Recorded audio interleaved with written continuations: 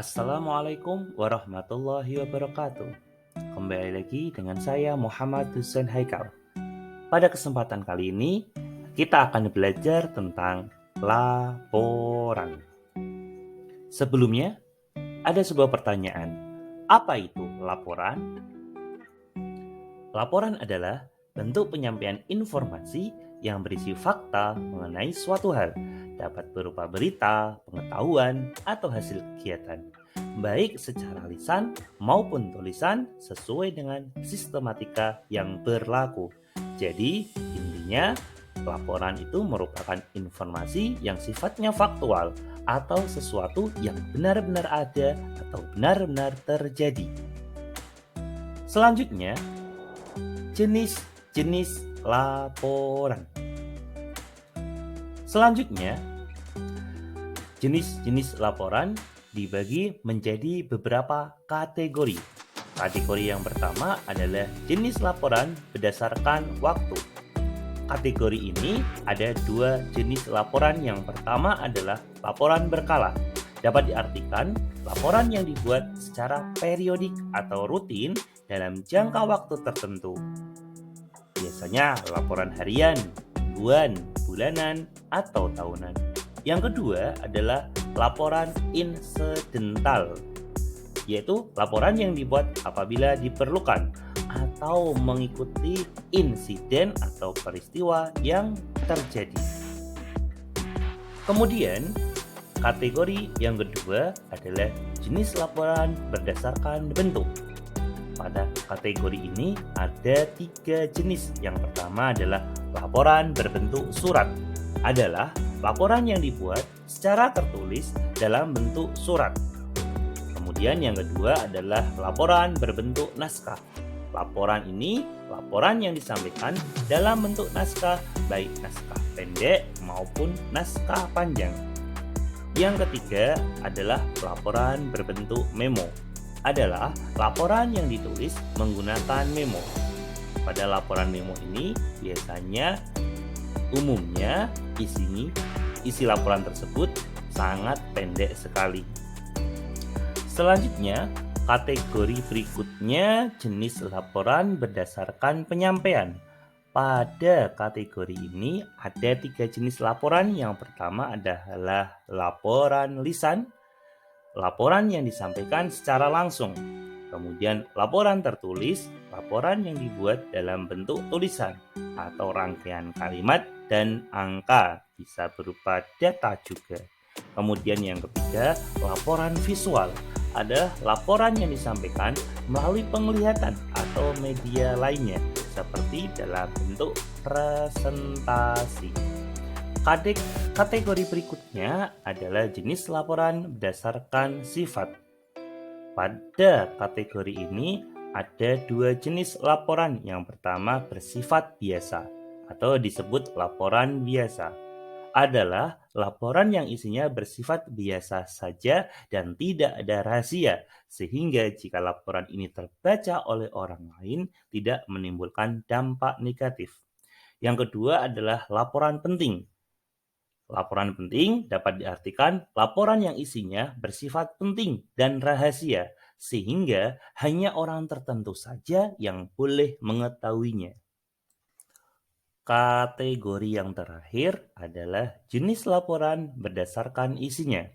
Pada kategori ini ada 5 jenis laporan. Yang pertama adalah laporan informatif, yaitu laporan yang isinya hanya berisi informasi saja. Kemudian yang kedua, laporan rekomendasi adalah laporan yang isinya bersifat penilaian sekilas tanpa adanya pembahasan lebih lanjut.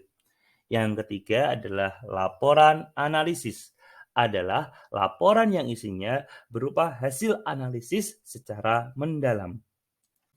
Yang keempat adalah laporan kelayakan. Adalah laporan yang berisi tentang hasil penentuan kelayakan atau pemilihan mana yang terbaik.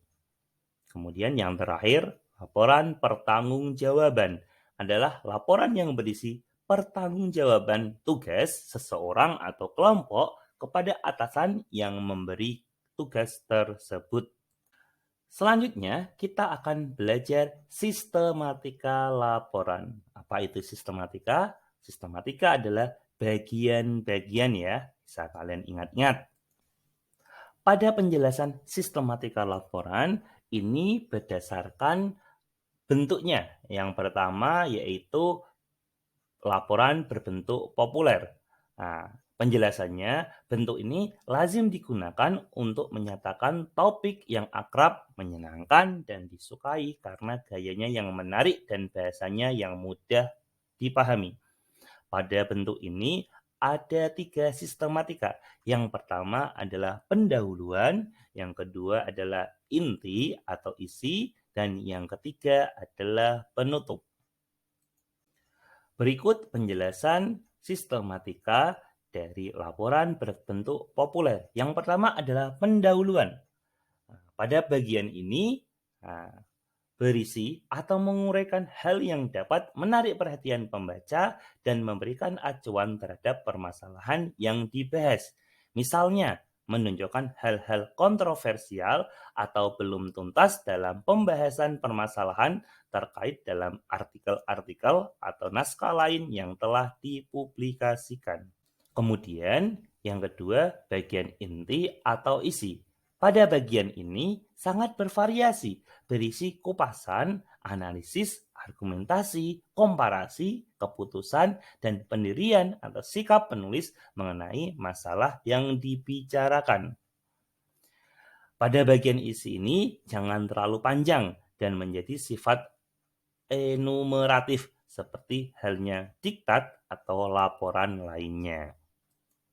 Selanjutnya, bagian penutup. Penjelasannya, bagian ini biasanya berisi tentang kesimpulan atau penegasan penulis atas masalah yang dibahas.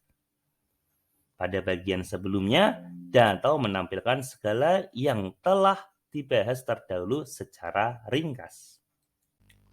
Selanjutnya, sistematika untuk laporan berbentuk semi-formal.